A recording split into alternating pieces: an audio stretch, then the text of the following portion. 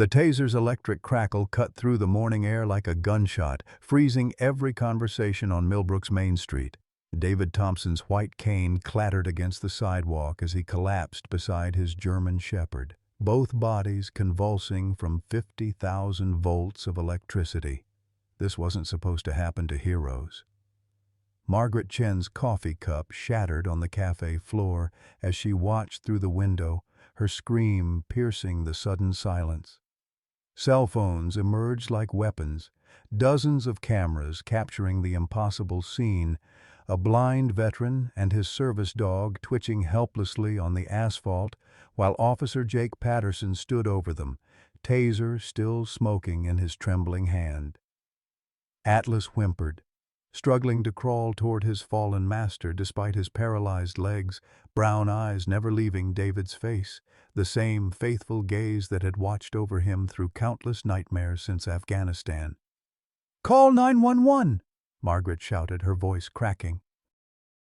"Sweet Jesus, call everyone!" But help was already 7 minutes away, racing down Interstate 16 in a convoy that would change everything. What had Jake Patterson just unleashed? And why was the United States military already mobilizing for one small-town police officer's catastrophic mistake? Leave a like and share your thoughts in the comments along with the city you're watching from now. Let's continue with the story. The alarm clock's shrill cry pierced the pre-dawn darkness at exactly 5:30 a.m., but David Thompson was already awake. He'd been listening to Atlas's steady breathing beside his bed for the past 20 minutes, counting each exhale like a meditation. The German shepherd's internal clock was more precise than any timepiece, a gift from their years together in the Afghan mountains, where sleeping past sunrise could mean death. "Morning, buddy," David whispered, his fingers finding the familiar warmth of Atlas's thick coat. The dog's tail thumped twice against the hardwood floor, their private morning greeting that had begun 3 years ago in a military hospital in Germany. David's world had been nothing but darkness and pain then.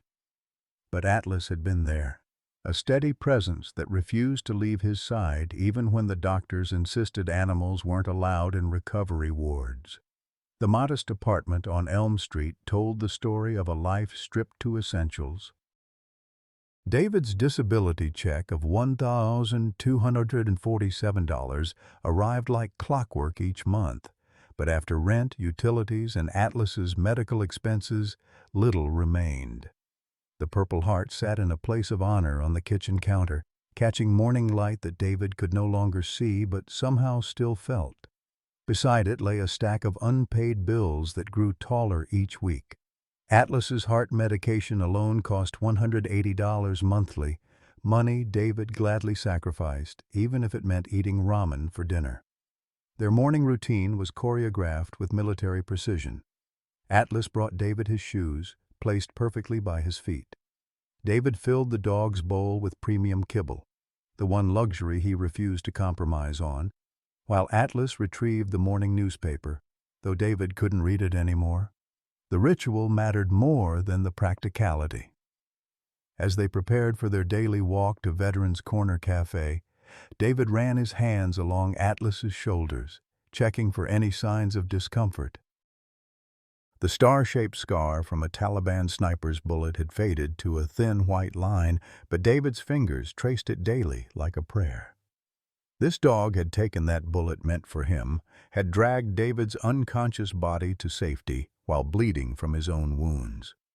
Margaret Chen would have David's usual table ready, corner booth with back to the wall where Atlas could watch both entrances.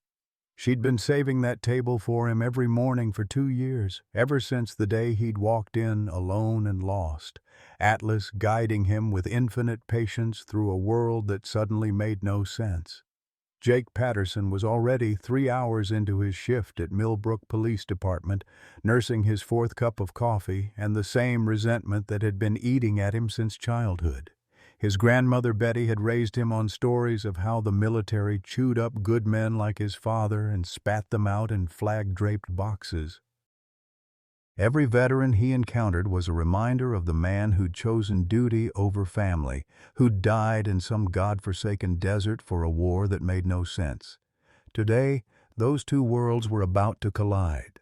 David's fingers found the familiar groove in Atlas's harness as they stepped into the crisp Georgia morning. The air carried the scent of magnolia blossoms and fresh coffee from Margaret's Cafe 6 blocks away. A journey they'd made together 847 times, though David had stopped counting after the first year. Atlas's shoulder pressed against his left leg in perfect synchronization, their bodies moving as one entity forged in the crucible of war and refined by years of absolute trust. "Beautiful morning, isn't it, boy?" David murmured, feeling the warmth of sunshine on his face. Atlas's tail brushed against his hand twice, the dog's way of agreeing. They paused at the corner of Elm and Magnolia, where Mrs. Johnson always tended her garden. Her voice drifted over the white picket fence like a melody. "Morning, David. Morning, Atlas." The elderly woman's greeting carried the genuine warmth that had made Millbrook feel like home. "Got fresh tomatoes coming in if you boys want some later." "Much obliged, Mrs. Johnson," David called back, tipping his baseball cap in her direction. Atlas's ears perked forward. He knew Mrs. Johnson always kept dog treats in her apron pocket, but today his training kept him focused on his primary mission, guiding David safely through a world full of invisible obstacles. They navigated the construction zone on Main Street with practiced ease. Atlas had memorized every cone, every uneven patch of sidewalk, every low-hanging branch that might catch David unaware. The dog's intelligence never ceased to amaze those who witnessed it. He could distinguish between a child's bicycle approaching at play speed versus a teenager racing recklessly. He knew the difference between friendly footsteps and threatening ones, between the rumble of delivery trucks and the urgent wail of emergency vehicles. As they approached the bank, Atlas's body tensed almost imperceptibly. David felt the change through the harness, a subtle shift in the dog's breathing, a slight adjustment in his gait. After 5 years together, David could read Atlas's moods like a favorite book. "What is it, buddy?" David asked quietly, his hand finding the familiar comfort of Atlas's head. The German shepherd's ears swiveled forward, then back, processing sounds and scents that David's human senses couldn't detect. Something had put his partner on alert.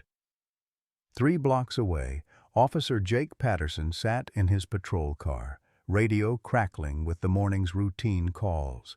A fender bender on Highway 23, Mrs. Henderson's cat stuck in a tree again. The usual small-town emergencies that barely registered on his consciousness. His partner, Officer Maria Santos, was reviewing incident reports when the call came through dispatch. "Unit 23, we have a report of suspicious activity near First National Bank on Main Street." "Caller reports a man with a large dog acting suspiciously, possibly casing the building." Jake's head snapped up, the familiar surge of adrenaline cutting through his morning coffee haze. Finally, something that might matter. Something that might prove he belonged in this uniform, that he could handle more than traffic violations and lost pets. "Unit 23 responding," he keyed into the radio, already reaching for the patrol car's ignition. Maria looked up from her paperwork with a frown. "Jake, slow down. It's probably just someone walking their dog. You know how Mrs. Peabody gets when she sees anyone she doesn't recognize." But Jake was already pulling away from the curb, his mind racing with possibilities. A bank robbery in progress? Drug deal? The kind of real police work that his father would have respected, the kind that proved the Patterson name still meant something in uniform. As he drove toward Main Street, fragments of memory surfaced unbidden. His father's funeral, the flag folded with military precision, his grandmother's bitter tears. "Another good man thrown away," Betty Patterson had whispered that day. "The military takes everything and gives nothing back." Jake had been 17 then, still young enough to believe his grandmother's version of events, still angry enough to let that anger shape his worldview. The patrol car rounded the corner onto Main Street just as David and Atlas approached the bank's entrance. From Jake's perspective, the scene looked exactly like what the anonymous caller had described. A large man with an imposing German shepherd moving slowly past the building's windows, pausing occasionally as if studying the interior layout. Jake couldn't see David's white cane from this angle. The early morning sun created shadows that obscured details, and his preconceptions filled in the gaps with assumptions. All he saw was potential trouble. A suspicious individual with what looked like an attack dog, possibly preparing to commit a crime. There, Jake pointed as Maria pulled up beside him in the second patrol car. See him? Big guy, military bearing, definitely sizing up the bank. Maria squinted through her windshield, her experienced eyes taking in details that Jake had missed. Jake, I think that's... I'm making contact, Jake interrupted, already stepping out of his vehicle. The adrenaline was singing in his veins now, the familiar rush of potential confrontation that made him feel alive, purposeful. This was his moment to prove himself, to show that Officer Jake Patterson could handle serious police work. David heard the car doors slam and felt Atlas's body coil with tension. The dog's protective instincts, honed through countless patrols in hostile territory, recognized the sound of approaching authority. Not the friendly footsteps of neighbors or the casual gait of morning commuters, this was purposeful movement, potentially threatening. "Easy, boy," David murmured, his hand tightening slightly on the harness. He could sense the shift in the morning's energy, the way conversations on the street seemed to pause, the feeling of being watched that every soldier learned to recognize. His military training, never fully dormant, began to surface. Atlas positioned himself slightly in front of David, not aggressively, but in the classic protective stance he'd been trained to assume when his handler faced potential danger. The dog's dark eyes tracked movement across the street, his ears forward and alert, reading body language and vocal tones with the precision of a polygraph machine. Margaret Chen looked up from arranging pastries in her cafe window, her maternal instincts immediately sensing trouble brewing. She'd grown fond of David over the past 2 years, had watched him struggle with independence while maintaining his dignity. The sight of police cars converging on her friend sent ice through her veins. "Sweet Lord," she whispered, reaching for her cell phone. Something in the air felt wrong, dangerous, like the moment before a thunderstorm breaks. She'd lived through enough trouble in her 67 years to recognize it when it was coming. Jake Patterson approached with his hand resting on his duty belt, every muscle in his body tight with anticipation. In his mind, he was about to prevent a crime, to make the kind of arrest that would finally earn him the respect he'd been seeking since pinning on his badge. He had no idea he was about to destroy everything he thought he knew about heroes and villains. "Sir, I need you to stop right there." The sharp command cut through the morning air like a blade, causing conversations to halt mid-sentence across Main Street. David felt Atlas's muscles tense beneath the harness as the German shepherd instantly assessed the threat level in the approaching officer's voice. Years of combat training had taught both man and dog to recognize danger in the smallest details, the edge of authority that carried potential violence, the footsteps that moved with predatory purpose rather than casual patrol. David slowly turned his head toward the voice, his unseeing eyes focusing somewhere past Officer Jake Patterson's left shoulder. "Good morning, officer," he said quietly, his tone carrying the respectful deference of a man who understood the importance of de-escalation. "Is there something I can help you with?" Jake's eyes narrowed as he took in the scene before him. The man was tall, probably 6'2", with the straight-backed posture that screamed military training. The dog beside him was massive, easily 70 pounds of pure muscle and intelligence, its dark eyes tracking Jake's every movement with unblinking focus. Everything about the pair set off alarm bells in Jake's mind, confirmation of his suspicions about their suspicious behavior. "I need to see some identification," Jake demanded, his hand moving instinctively toward his taser. "We've had reports of suspicious activity in this area." It was then that David lifted his white cane slightly, the morning sun glinting off its reflective tape. The movement was subtle, natural, but it should have been impossible to miss. Atlas wore his service dog vest, royal blue with clear lettering that read, "Service Dog, Do Not Distract." The signs were there, obvious to anyone who bothered to look. But Jake Patterson wasn't looking. He was seeing what his anger wanted him to see.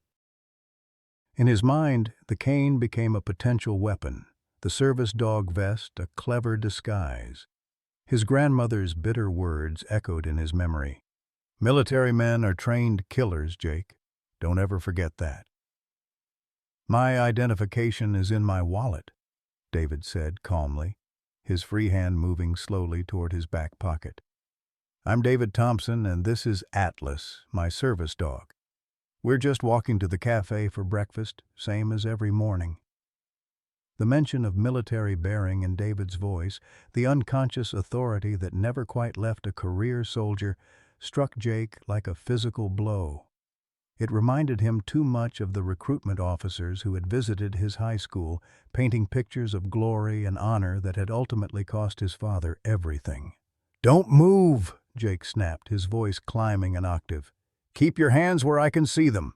Atlas's low growl rumbled deep in his chest, not aggressive but protective, a warning that his handler was in distress. The sound sent a chill through the growing crowd of onlookers who were beginning to understand that something was going terribly wrong on their peaceful street. Margaret Chen burst through her cafe's front door, her maternal instincts overriding any concern for her own safety. "Officer, that's David Thompson," she called out, her voice carrying the authority of a woman who had raised 5 children and buried 1 husband. "He's a veteran. He's blind. That dog is his eyes." But Jake was beyond hearing reason now. The combination of adrenaline, old resentments, and the pressure to prove himself had created a perfect storm of poor judgment. When David mentioned Colonel Harrison, the name that should have triggered immediate recognition of David's protected status, Jake interpreted it as a threat, evidence of military connections that might complicate his arrest. "Colonel Harrison?" Jake's voice turned cold. "What kind of game are you playing here?" David's blood ran cold as he realized the gravity of his situation. This wasn't a simple misunderstanding that could be resolved with patience and cooperation. The officer's voice carried the kind of rage that David had heard before, in the voices of enemy combatants, in the angry crowds that sometimes gathered outside military bases, in anyone who saw the uniform before they saw the man.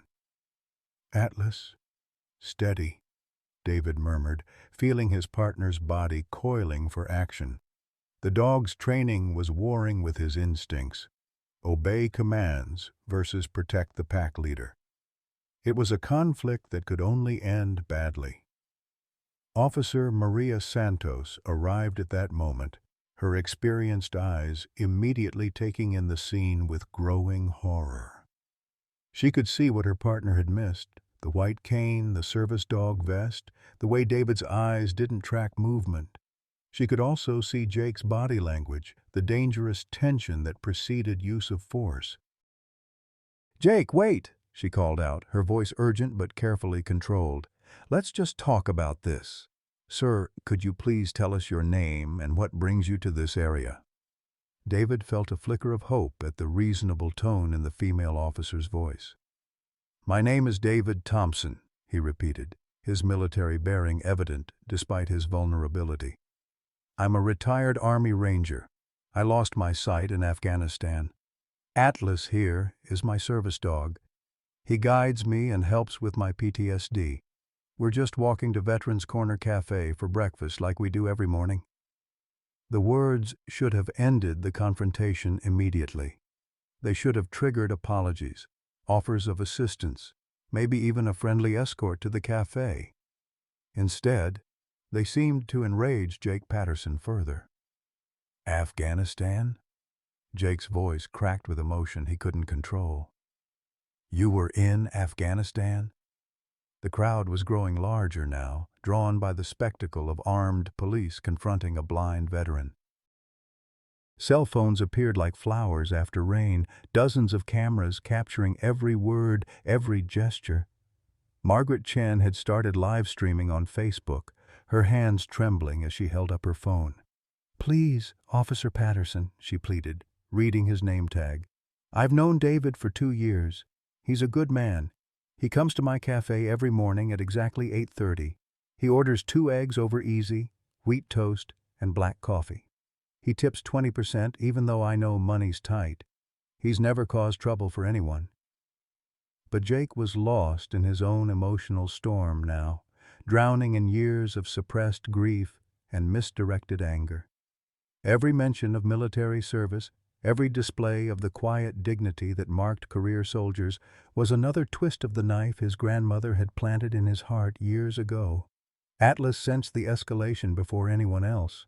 His ears flattened against his skull as his protective instincts overwhelmed his training. The dog positioned himself directly between David and the approaching officer, his body language shifting from passive alertness to active defense. He wasn't growling now. He was making the low, rumbling sound that military working dogs use to warn hostile forces that they were crossing a line. "Control your dog!" Jake shouted, drawing his taser with shaking hands. "Get that animal under control!" "He's doing his job," David said, his voice steady despite the fear clawing at his chest. "He's trained to protect me when he senses danger. If you just step back and let us explain." "I said, control him!" The crowd was shouting now, voices raised in protest and disbelief. "He's blind," someone yelled. "That's a service dog. What's wrong with you?" "Someone call the chief!" But it was too late for reason, too late for de-escalation. Jake Patterson had reached the point of no return, driven by demons he didn't understand and anger he couldn't control. His finger found the trigger of his taser as Atlas moved to shield David more completely. David heard the electronic whine of the weapon charging and felt his world collapse into the familiar patterns of combat. Time slowed as it always did in moments of extreme danger, his senses heightening even as his options disappeared. He knew what was coming, knew there was nothing he could do to stop it. "Atlas," he whispered, his voice breaking. "I'm sorry, buddy. Daddy's sorry." The loyal German shepherd looked up at his handler's face one last time, those intelligent brown eyes full of trust and love and absolute devotion. Then he turned back toward the threat, placing his body between the man he loved and the danger approaching. In 7 minutes, everything would change.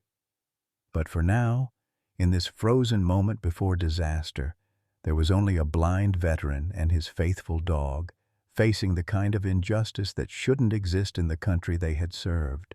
The first taser dart struck Atlas squarely in his left shoulder, 50,000 volts of electricity coursing through his powerful frame like liquid fire.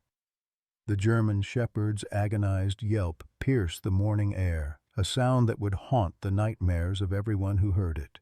His legs buckled immediately, powerful muscles seizing as his nervous system short-circuited. But even as he collapsed, Atlas never took his eyes off David's face. "Atlas!" David's scream tore from his throat as he lunged forward, his hands desperately seeking his fallen partner. The second taser dart caught him center mass, and the world exploded into white-hot agony. David Thompson, who had survived IED blasts and Taliban ambushes, who had crawled through minefields and endured enemy torture, crumpled like a broken doll beside the dog who had given everything to protect him. The silence that followed lasted exactly 3 heartbeats, the space between horror and eruption. Then Main Street exploded into chaos. "Sweet Jesus, no!"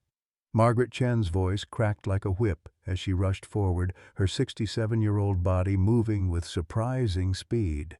Her live stream was shaking violently, but the camera never stopped recording as she knelt beside the convulsing veteran and his service dog. "Someone call 911! Call everyone! This is wrong! This is so wrong!" Betty Patterson stood frozen on the sidewalk, her morning shopping forgotten as she watched her grandson Jake staring at his taser in horror. The old woman's face had gone chalk white, her hands trembling as the full magnitude of what had just happened crashed over her. She had raised that boy, had filled his head with her own bitter poison about the military, and now she was watching the consequences play out in real time. "Jake, what have you done?" she whispered, but her voice was lost in the growing roar of outrage from the crowd. Cell phones emerged like weapons, dozens of cameras capturing every agonizing second as David tried to crawl toward Atlas despite his paralyzed muscles. The veteran's face was contorted with pain, but his unseeing eyes searched desperately for his companion, his hands clawing at the asphalt in a heartbreaking display of devotion. Atlas lay on his side, his chest heaving rapidly as his body struggled to process the electrical trauma. But even semi-conscious, even with his nervous system in chaos, the German shepherd was trying to reach David. His powerful legs scrabbled weakly against the pavement, pushing his body inch by inch toward his fallen handler. "I'm here, buddy," David gasped, his voice barely audible. "I'm right here. Daddy's here." The crowd had swelled to nearly 50 people now, and their anger was building like pressure in a kettle. Someone in the back shouted, "You tased a blind man!" while another voice yelled, "That's a war hero!" The mood was turning ugly fast, and Officer Maria Santos found herself caught between protecting her partner and maintaining order in an increasingly volatile situation. "Everyone stay back," she commanded, her hand on her radio. "I need backup units and medical response to Main Street Code 3. We have 2 civilians down. Repeat, 2 civilians down." But the crowd wasn't listening. Mrs. Henderson, the elderly librarian, was crying openly as she recorded with her iPad. "That poor dog," she sobbed. "Look at that poor, brave dog trying to reach his daddy." Margaret had managed to get close enough to place her hand on David's shoulder. "The paramedics are coming," she told him, her voice thick with tears. "Hold on, honey. Both of you, just hold on." David's fingers finally found Atlas's fur, and the contact seemed to give both of them strength. The dog's tail managed a weak thump against the pavement, their private signal that he was still fighting, still there for his handler no matter what. "Good boy," David whispered, his hand stroking Atlas's head with infinite gentleness. "Such a good boy. You did your job perfectly." Jake Patterson stood in the center of the chaos like a man watching his own execution. The taser hung limply in his hand as the full horror of his actions crashed over him in waves. This wasn't the dangerous criminal he had imagined. This was a broken veteran and his service dog, both innocent victims of his own rage and prejudice. The crowd's anger was turning toward him now, voices raised in condemnation that cut deeper than any physical blow. "How could you?" a woman shouted. "He's blind." "That dog was protecting him." A teenager with purple hair was live streaming, her young voice shaking with fury. "This is Officer Jake Patterson of the Millbrook Police Department, and he just tased a blind veteran and his service dog for no reason." The video was already spreading across social media like wildfire.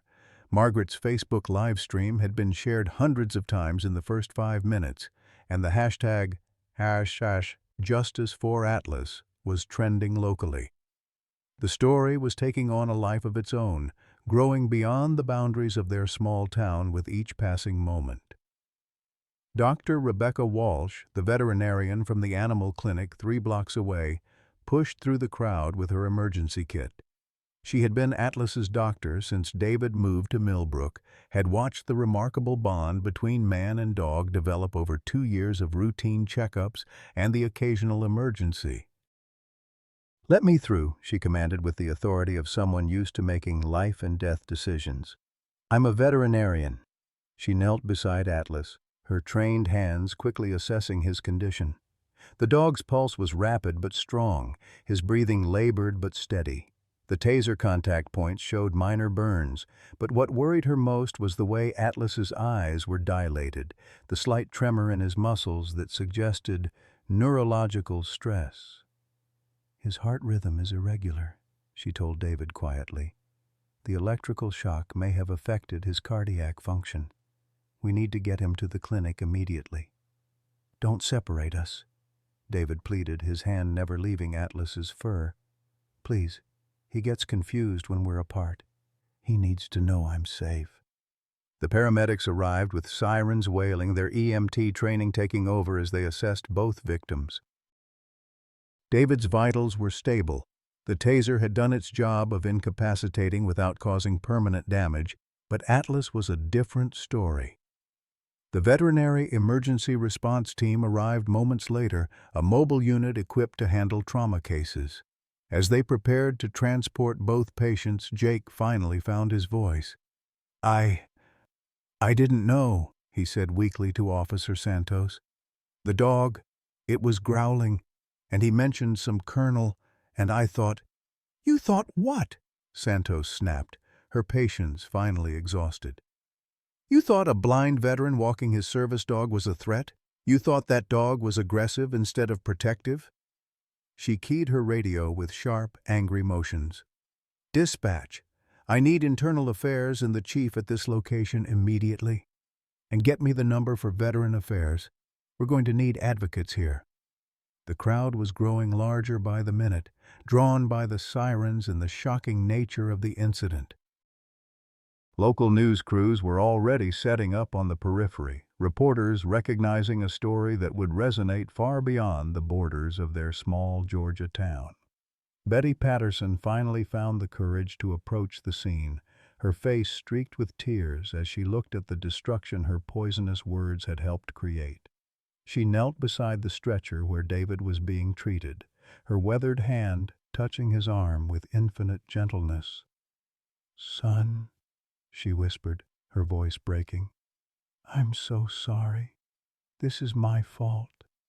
I raised that boy wrong, filled his head with my own bitterness." She looked at Atlas, who was being carefully loaded onto a specialized veterinary stretcher. "That brave dog. Oh, that beautiful, brave dog." David turned his head toward her voice, his sightless eyes somehow finding her face. "Ma'am?" "I'm Jake's grandmother," Betty said, the words coming out like a confession. "I lost my son-in-law in the war, and I blamed all the wrong people. I poisoned that boy against everything you represent, and now look what's happened." The old woman's breakdown was complete now, years of misdirected grief and anger collapsing under the weight of witnessing true injustice. Margaret moved to comfort her, understanding that there were multiple victims in this tragedy. As the medical teams worked to stabilize both David and Atlas, a low rumble began to build in the distance, the sound of heavy vehicles moving fast down the interstate. It was still barely audible, but Officer Santos's radio crackled with a message that made her blood run cold. "All units, be advised we have military vehicles approaching from the east. Convoy of unknown size and purpose, estimated arrival 7 minutes." David's head lifted from the stretcher at the word convoy. Despite his pain and confusion, a small smile played at the corners of his mouth. 7 minutes, he whispered to Atlas, who was conscious again and watching him with worried brown eyes. "Help's coming, buddy. The colonel keeps his promises." The crowd sensed something changing, an electricity in the air that had nothing to do with the taser's aftermath. In 7 minutes, the world would shift again, but this time in favor of justice. This time, the cavalry was really coming. Atlas managed to lift his head just enough to look at David's face, and in that moment, every person watching understood what unconditional love really looked like. The German shepherd was broken, possibly dying, but his only concern was for the man who had become his whole world. Margaret's live stream captured it all: the approaching sirens, the growing crowd, the tender moment between veteran and service dog, and in the distance, the first hint of rumbling that would change everything. Her viewer count had climbed past 10,000 and was rising by the minute as the story spread across the internet like wildfire. Justice was coming to Main Street, and it was traveling at 70 miles per hour down Interstate 16. The rumble grew louder, deep and mechanical, cutting through the chaos on Main Street like the approaching storm Betty Patterson's generation had learned to recognize in the distance. Car alarms began triggering in sequence as the vibrations traveled through the asphalt, and conversations stopped mid-sentence as heads turned eastward toward the sound that meant serious business was coming to their quiet town. Colonel James Harrison sat rigid in the lead Humvee, his steel-gray eyes fixed on the GPS display that showed their convoy racing down Interstate 16 at speeds that would have terrified civilian drivers.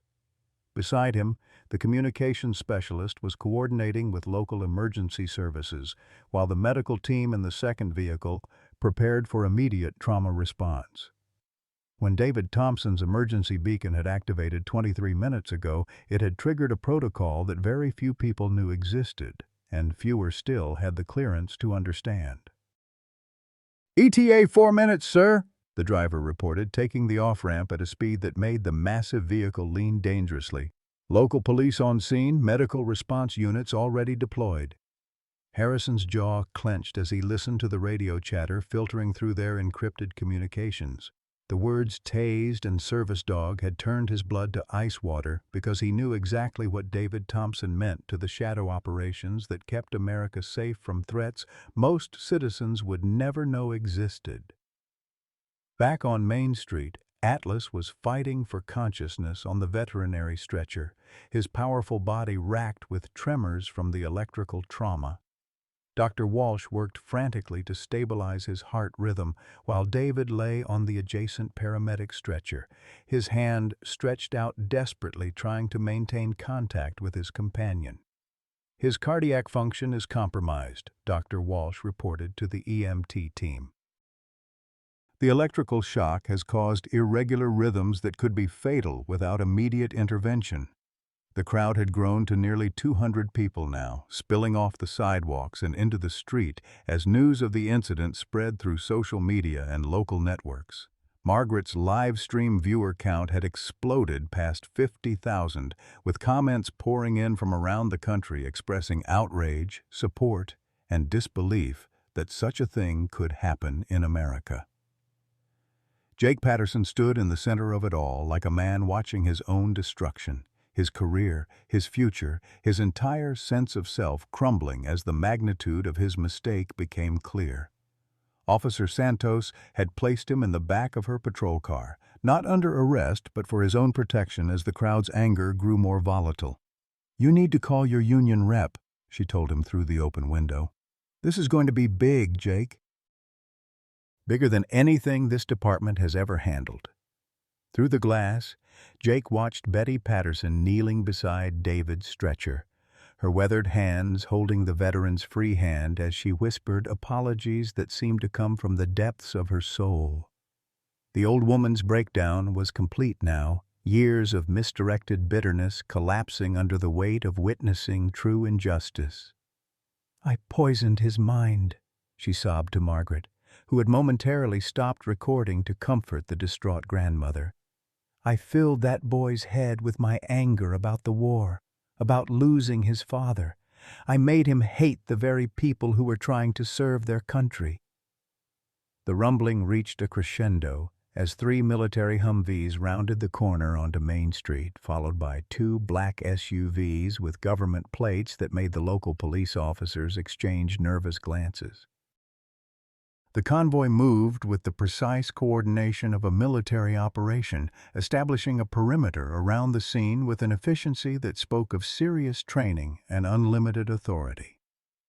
Colonel Harrison emerged from the lead vehicle before it had fully stopped, his dress uniform immaculate despite the high-speed journey. At 62, he carried himself with the bearing of a man who had commanded respect in some of the world's most dangerous places, and his presence immediately shifted the dynamic on the street.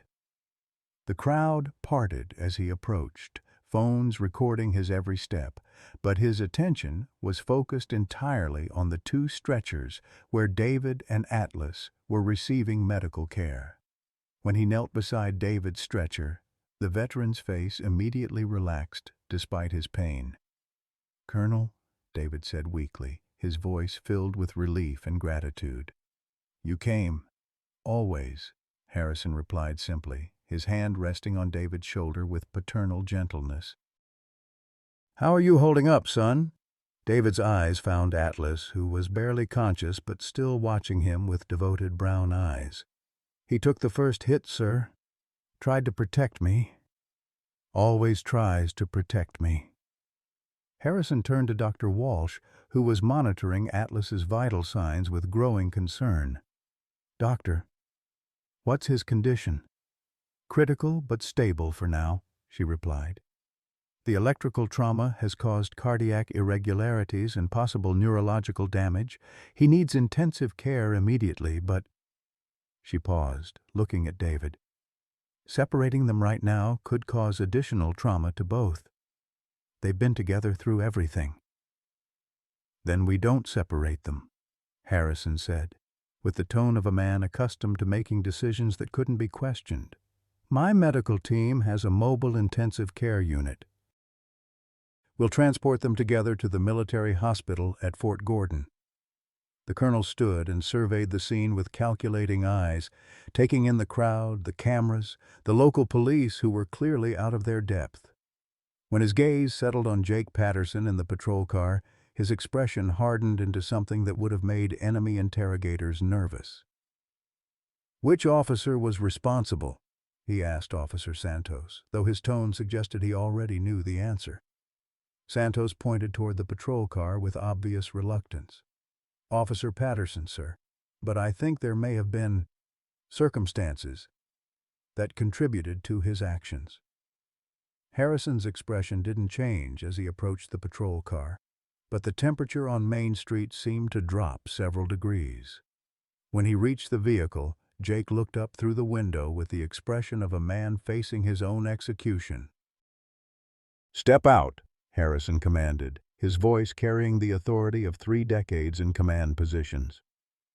Jake complied with trembling hands, standing at something resembling attention despite his civilian uniform. Up close, Harrison could see the family resemblance immediately. The bone structure, the set of the jaw, the eyes that carried too much pain for someone so young. "Patterson," Harrison said quietly, and the name seemed to hang in the air between them like an accusation. "Robert Patterson's boy." The words hit Jake like a physical blow, confirming his worst fears. This wasn't a random encounter. This military officer knew exactly who he was, knew the connection that had led to this disaster. "Yes, sir," Jake whispered, his voice barely audible. Harrison studied him for a long moment, and when he spoke again, his voice carried the weight of old grief and hard-won wisdom. "Your father was a good soldier. Died saving Afghan civilians when his convoy hit an IED. He would be ashamed of what you've done here today." The words destroyed what little composure Jake had left. He sank to his knees right there on Main Street, surrounded by cameras and witnesses, as the full magnitude of his failure crashed over him. Everything he thought he knew about his father, about the military, about right and wrong, had been built on lies and misdirected anger. The crowd watched in stunned silence as the military medical team took over Atlas's care with equipment and expertise that made the local emergency response look primitive by comparison. The German Shepherd was carefully transferred to a specialized stretcher equipped with cardiac monitors and IV capabilities, while David was moved to an adjacent unit that would allow them to travel together. Margaret found herself standing next to Betty Patterson as they watched the scene unfold, both women crying for different reasons, but united in their concern for the veteran and his loyal companion. "That dog," Betty whispered, watching Atlas struggle to keep his eyes open. "Look how he's still watching David. Even hurt like that, he's still trying to do his job." "That's what love looks like," Margaret replied softly. "Pure, unconditional love. something we could all learn from. As the medical teams prepared for transport, Harrison made one final assessment of the situation.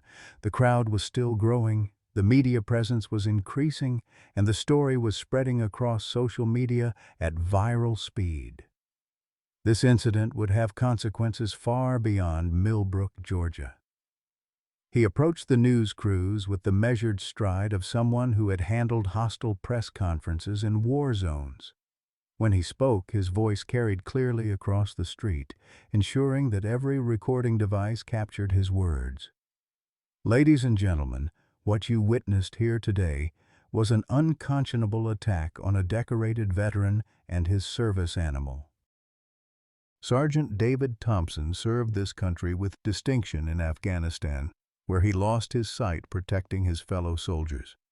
Atlas is not just a pet. He is a highly trained military working dog whose bloodline includes some of the most decorated animals in American military history. He paused, letting the weight of his words settle over the crowd. This incident will be investigated at the highest levels, and there will be consequences.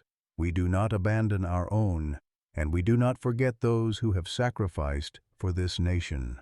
The convoy began moving as Harrison finished speaking, the military vehicles forming a protective escort around the medical units carrying David and Atlas toward Fort Gordon and the specialized care they needed. As they disappeared down Main Street, they left behind a community forever changed by witnessing both the worst and best of human nature in the span of 30 minutes. Jake Patterson remained on his knees in the street, surrounded by the wreckage of everything he thought he knew about himself and his family. In the distance, Betty Patterson was making a phone call that would change both their lives, reaching out to the Veterans Administration for the truth about her son-in-law's death, the truth she had hidden from her grandson for over a decade. The story was just beginning. The intensive care unit at Fort Gordon Military Hospital hummed with the quiet efficiency of machines fighting to save a life that mattered more than most people would ever understand. Atlas lay motionless on the specialized veterinary table, his powerful chest rising and falling with mechanical precision as the ventilator breathed for him. The cardiac monitor showed an irregular rhythm that made Dr. Sarah Mitchell, the military's top veterinary cardiologist, frown with increasing concern. "His heart is struggling," she told David, who sat in a wheelchair beside the table despite the medical team's protest that he should be resting. "The electrical trauma has caused significant arrhythmia. We're doing everything we can, but..." "But what?" David's voice was steady, but his hand trembled as he reached out to touch Atlas's still form. The German shepherd's fur felt wrong under his fingers, too still, too quiet, missing the vital energy that had been his constant companion for 5 years. "The next 24 hours are critical," Dr. Mitchell said gently. "His body is fighting the neurological damage from the electrical shock. We've stabilized his heart rhythm temporarily, but there could be complications we haven't seen yet." David's fingers found the familiar scar on Atlas's shoulder, the old wound from the Taliban sniper's bullet that had been meant for him. The irony wasn't lost on him. His faithful companion had taken a bullet in Afghanistan to save his life, and now he had taken an electrical charge on American soil for the same reason. "Can he hear me?" David asked, leaning closer to Atlas's ear. "We believe so. Brain activity suggests he's aware of his surroundings even if he can't respond. Talk to him."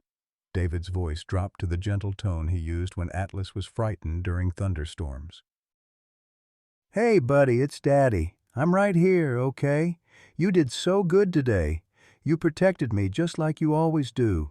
His voice broke slightly. "But now I need you to fight. Fight to come back to me because I can't do this without you." The cardiac monitor showed a slight improvement in rhythm, as if Atlas was responding to the familiar voice. Dr. Mitchell made a note on her chart, recognizing something she had seen before in the bonds between military handlers and their working dogs, a connection that transcended normal understanding. 60 miles away in Millbrook, Margaret Chen sat in her empty cafe, staring at her laptop screen as the numbers continued to climb. Her Facebook live stream had been viewed over 2 million times now, shared across every social media platform, and picked up by major news networks. The donations to the emergency GoFundMe account she had created for David and Atlas's medical expenses had surpassed $100,000 in just 6 hours. The comments section was a mix of outrage, support, and heartbreak. "That poor dog trying to crawl to his daddy broke my heart," wrote one viewer. "How can anyone watch this and not be changed?" Another comment read, "This is what real love looks like.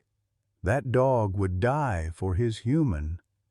Margaret wiped away tears as she read message after message from veterans sharing their own stories of service dogs, of bonds forged in combat, of animals who had saved their lives in ways both physical and emotional.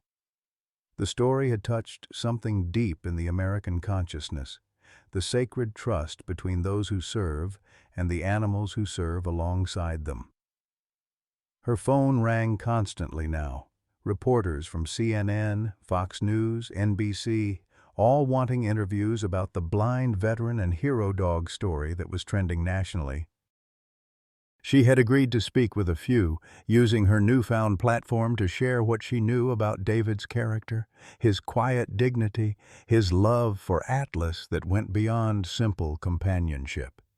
In the Millbrook Police Department, Chief Robert Martinez sat across from Internal Affairs investigator Lieutenant Colonel Patricia Williams, a stern woman whose reputation for thoroughness had earned her respect throughout the state. Jake Patterson's personnel file lay open between them, painting a picture of a young officer whose judgment had been compromised by personal issues he had never properly addressed. 3 complaints in the past year about excessive force, Williams noted, scanning the documents. 2 involving veterans. Supervisor reports indicating difficulty with authority figures who display military bearing. She looked up at Chief Martinez with cold eyes. "How did you miss this pattern?" Martinez shifted uncomfortably in his chair. Patterson kept his issues quiet. No one knew about his family history with military service until after the incident. His grandmother never mentioned that his father died in Afghanistan. "Ignorance isn't an excuse," Williams replied sharply. "This department's screening process failed catastrophically. A man's psychological fitness should have been properly evaluated before he was given a badge and weapon."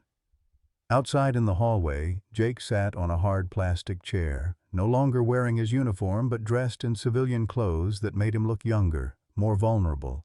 His police career was over, that much was certain. Criminal charges were likely. His life as he knew it had ended the moment he pulled that trigger. Betty Patterson sat beside him, her weathered hand holding his, as they waited for the investigators to finish destroying what remained of his future. The truth about his father's death lay in manila folders on her lap, documents she had finally requested from the Veterans Administration after hiding from them for 15 years.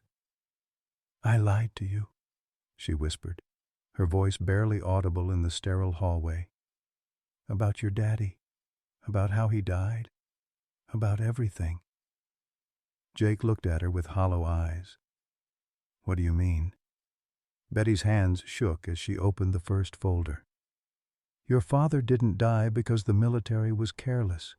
He died saving 6 Afghan children from a suicide bomber. He threw himself on the device to protect innocent people." She pulled out a letter, yellowed with age. David Thompson recommended him for the Medal of Honor. He wrote this letter describing how brave your daddy was, how he sacrificed himself for others. The words hit Jake like physical blows. Everything he thought he knew about his father, about the military, about the circumstances that had shaped his worldview, was built on lies his grandmother had told to protect him from her own pain. "Why?" he asked, his voice breaking. "Why would you lie about something like that?" "Because I was angry," Betty sobbed. "Angry at God, angry at the war, angry at everyone who came home when my boy didn't. I couldn't face the truth that he chose to die for strangers, so I made up a story about him being abandoned by his unit. I told myself I was protecting you from the pain, but really I was protecting myself." In the medical files, Jake saw his father's true story. A decorated soldier who had volunteered for the most dangerous missions, who had saved countless lives during his deployment, who had died exactly the way a hero should die, thinking of others instead of himself. The irony was crushing. In attacking David Thompson, Jake had assaulted the very man who had tried to honor his father's memory, who had fought to ensure that Staff Sergeant Robert Patterson's sacrifice would never be forgotten. Back at Fort Gordon, Colonel Harrison stood in the hospital corridor, speaking quietly into his secure phone with officials in Washington who were following the story with growing concern.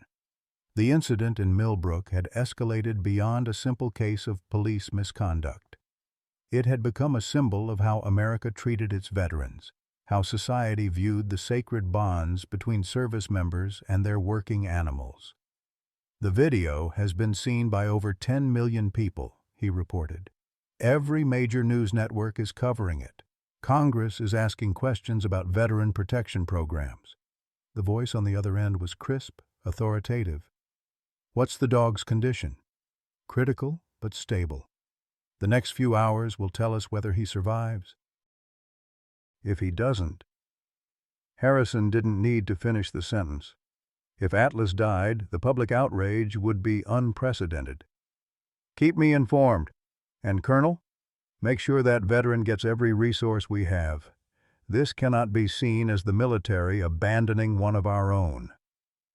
As the night wore on, vigils began forming outside the hospital gates. Veterans from across Georgia drove through the darkness to stand with their brother, many bringing their own service dogs in a show of solidarity that moved even the hardest hearts among the medical staff.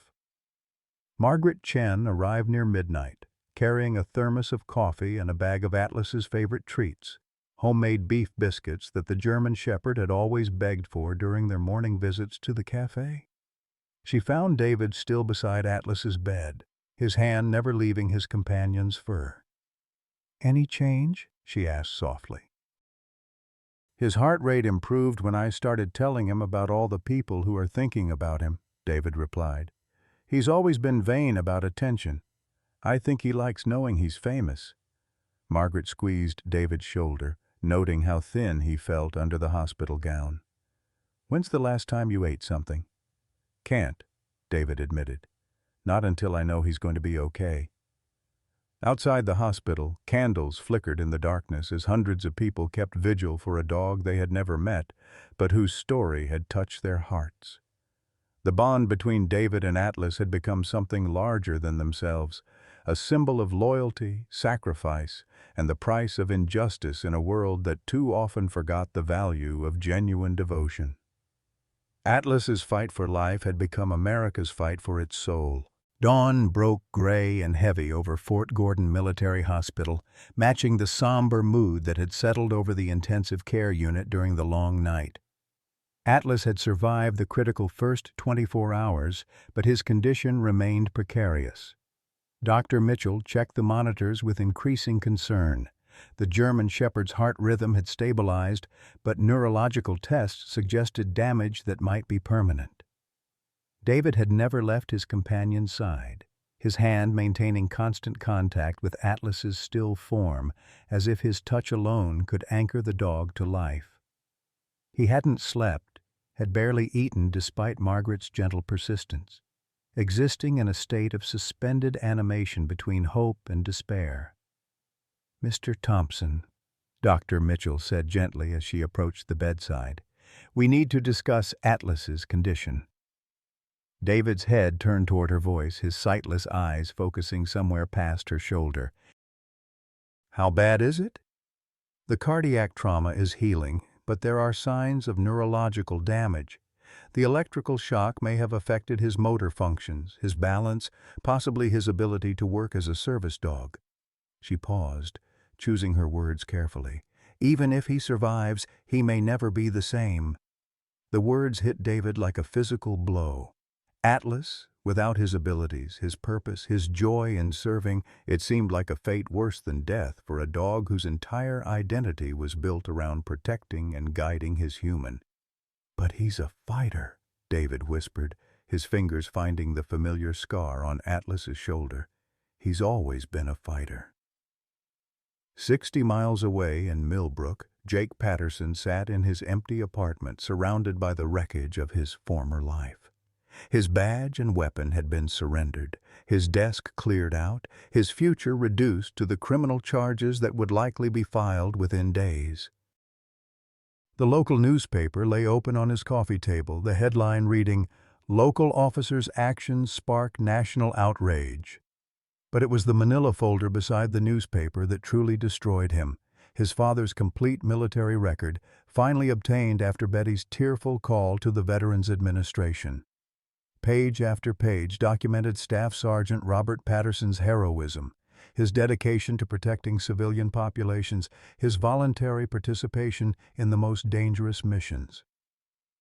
The final document was a letter written by David Thompson, recommending Robert for the Medal of Honor. Jake read it through tears, his father's true character emerging from the formal military language like a revelation.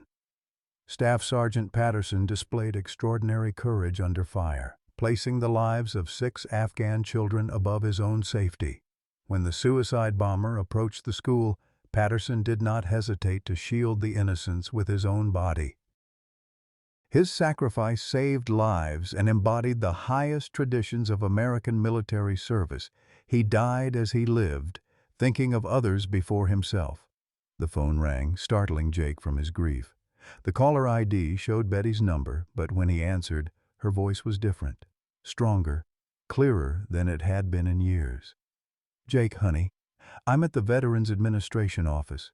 I've been talking to a counselor here about everything I did wrong. About the lies I told you. The poison I put in your head." Her voice broke slightly. "I want to make this right. I want to tell the world the truth about your daddy." "It's too late, Grandma," Jake said hollowly. "I destroyed everything. That man, that dog, they might never recover from what I did." "It's never too late for the truth," Betty replied firmly.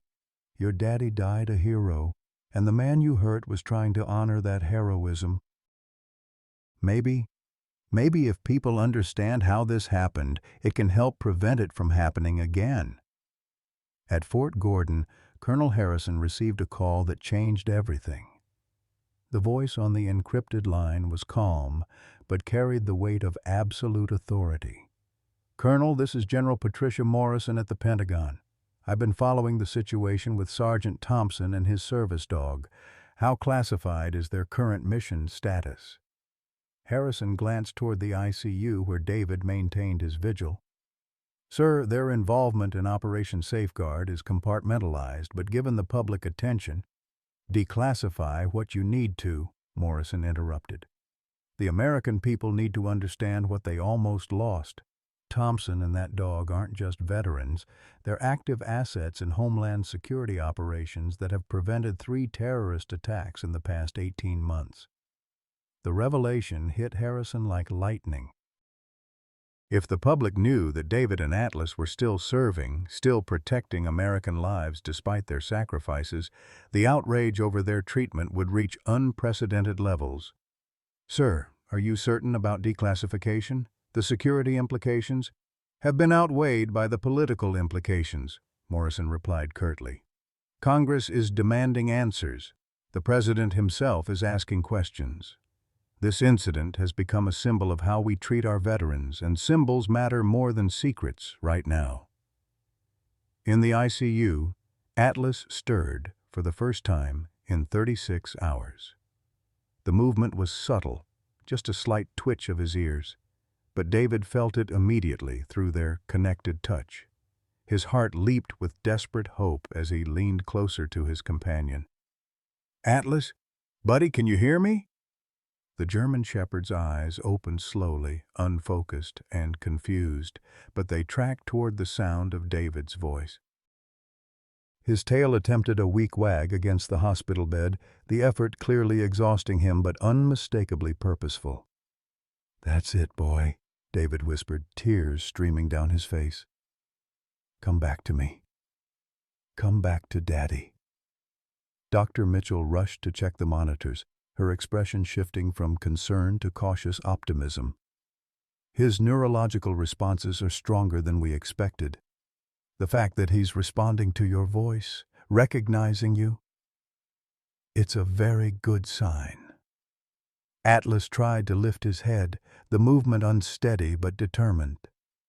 His dark eyes found David's face and locked on, and in that moment, every person in the ICU understood what they were witnessing, the unbreakable bond between a man and the dog who had defined his existence. Margaret Chen arrived with a small army of supporters, veterans from across the state who had driven through the night to stand vigil for one of their own. The hospital parking lot had become an impromptu memorial, filled with flags, flowers, and handmade signs reading, "Heroes don't abandon heroes," and "Justice for Atlas." "How is he?" Margaret asked as she entered the ICU, her arms full of cards and letters from supporters around the country. "He's fighting," David replied, his hand never leaving Atlas's head. "He's coming back to me."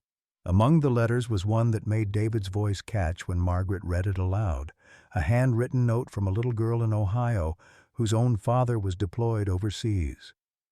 "Dear Atlas," it read in careful cursive, "my daddy says you're the bravest dog in the world.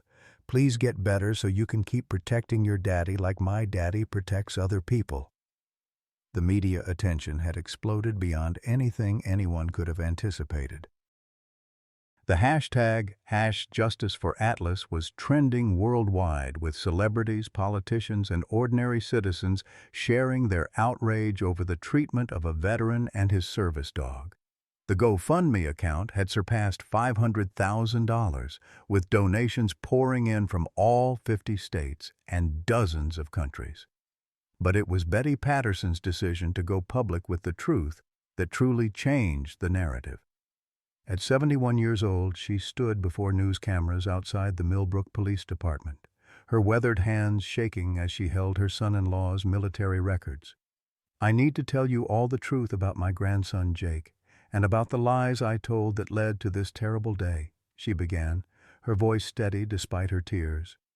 "I poisoned that boy's mind against the very people who were trying to honor his father's memory. Staff Sergeant Robert Patterson died a hero, saving children in Afghanistan. The man my grandson attacked was the officer who recommended Robert for the Medal of Honor."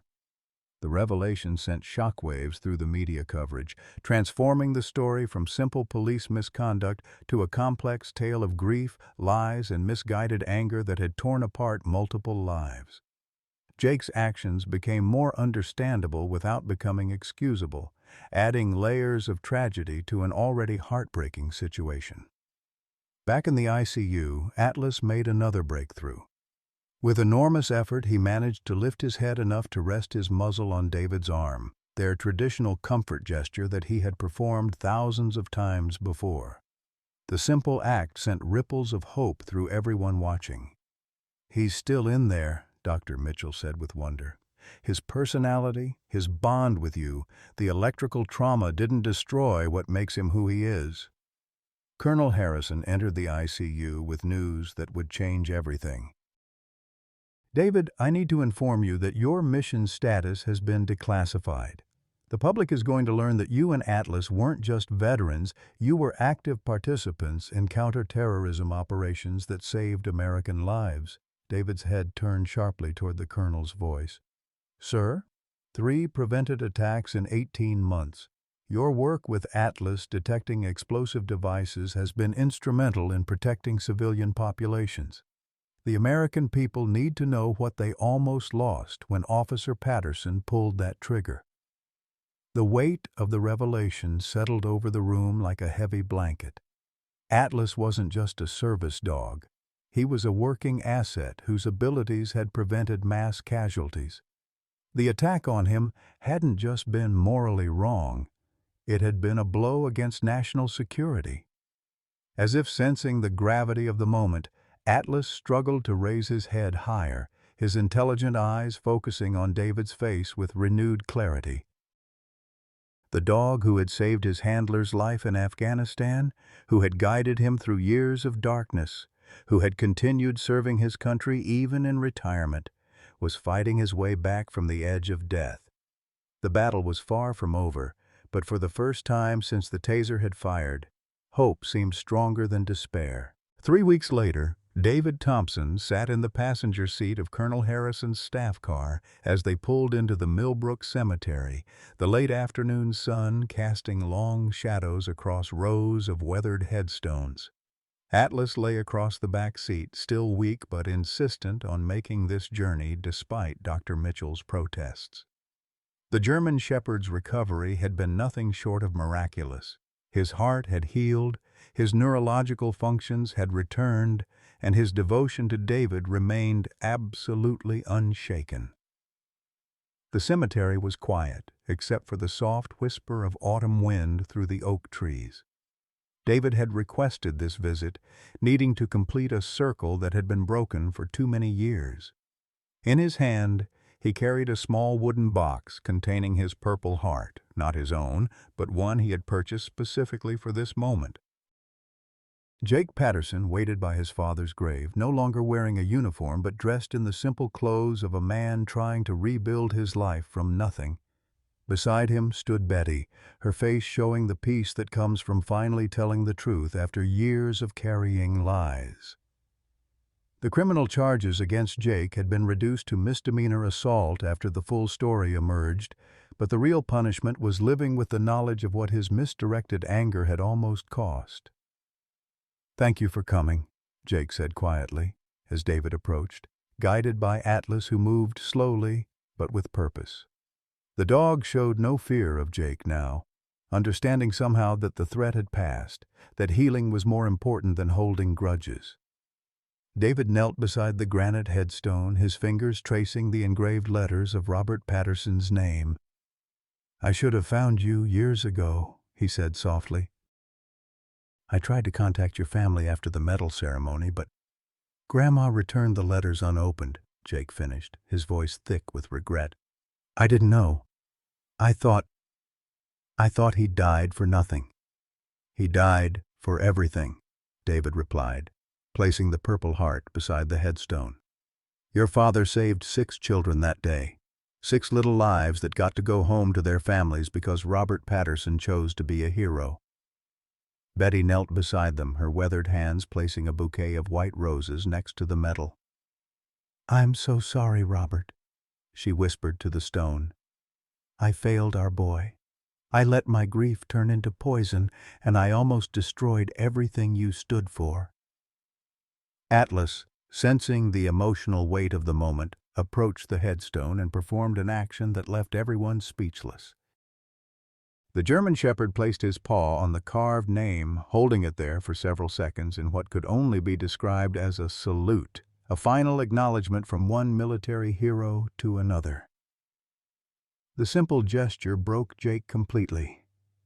He sank to his knees beside the grave, sobbing with the force of 15 years of suppressed grief and misdirected anger finally finding its proper outlet. "I'm sorry, Dad," he choked out. "I'm so sorry I didn't understand. I almost hurt the people you would have wanted me to protect." David's hand found Jake's shoulder, offering comfort instead of condemnation. "Your father would be proud of the man you're becoming. Recovery isn't about where you've been. It's about where you're going." The past 3 weeks had brought changes that no one could have anticipated. The national attention on Atlas and David's story had sparked congressional hearings on veteran treatment and police training protocols. The Atlas Act was moving through Congress, requiring specialized training for law enforcement officers on interactions with service animals and disabled veterans. Jake had voluntarily enrolled in a comprehensive program for officers who had experienced trauma-related misconduct, working with military counselors to address the grief and anger that had shaped his worldview. Betty had become an advocate for Gold Star families, sharing her story to help other relatives process their loss in healthier ways. Margaret's Cafe had been renamed Atlas Corner, with a special table permanently reserved for David and his companion. The walls were covered with letters from children around the world, drawings of Atlas wearing a cape, stories from other veterans about their own service animals. But perhaps the most significant change was happening right here in this quiet cemetery, where 4 lives were being rebuilt through the power of forgiveness and truth. "I want to do something," Jake said, wiping his eyes as he looked at David. "Something to honor what you and Atlas do, what my father did. I know I can never be a police officer again, but you can be something better," David finished. "You can be someone who helps prevent this from happening to others." Jake nodded, understanding immediately. He had already begun working with the Veterans Administration to develop training programs that would help law enforcement officers recognize and properly interact with veterans experiencing PTSD episodes. His story, the cautionary tale of how grief and lies could poison a young mind, was becoming a powerful tool for education. Atlas struggled to his feet, still unsteady, but determined to investigate the flowers that Betty had brought. The simple act of a dog sniffing roses became profoundly moving in this context. Life continuing, beauty persisting, hope flowering even in places associated with death. "He's going to be okay, isn't he?" Betty asked, watching Atlas with the wonder of someone seeing a miracle. "More than okay," David replied, his hand finding Atlas's head as the dog returned to his side. "Dr. Mitchell says he'll make a full recovery. He might move a little slower, but his heart is strong. His spirit is unbroken." As they prepared to leave, Jake made one final request. Could I visit you both sometimes? Maybe help out at the cafe or something? I know I don't deserve forgiveness, but everyone deserves a chance to make things right," David interrupted. "Atlas believes in second chances, so do I." The drive back to town was quiet, filled with the peaceful exhaustion that comes after emotional release. Atlas dozed in the back seat, his breathing steady and strong, while David reflected on the strange journey that had brought them to this moment of healing. Colonel Harrison broke the silence as they entered Millbrook's town limits. "The Pentagon wants to offer you both full military honors at your retirement ceremony. After everything that's happened, they want to make sure the country understands your service." David considered this, his hand absently stroking Atlas's fur. "Will there be children there? Kids who can meet Atlas? Learn about service dogs?" "If that's what you want, that's what we want," David said firmly. "Atlas has always loved children. If our story can help one family understand what service animals do, what veterans sacrifice, then everything we've been through will have been worth it." As they pulled up to David's apartment, Atlas raised his head and whined softly, his signal that he was ready to work, ready to guide his human safely home. The simple sound filled David with more joy than all the medals and recognition in the world. They were home, they were healing, and they were still together. In the end, that was all that truly mattered. The bond between a man and his dog had survived war, tragedy, and injustice.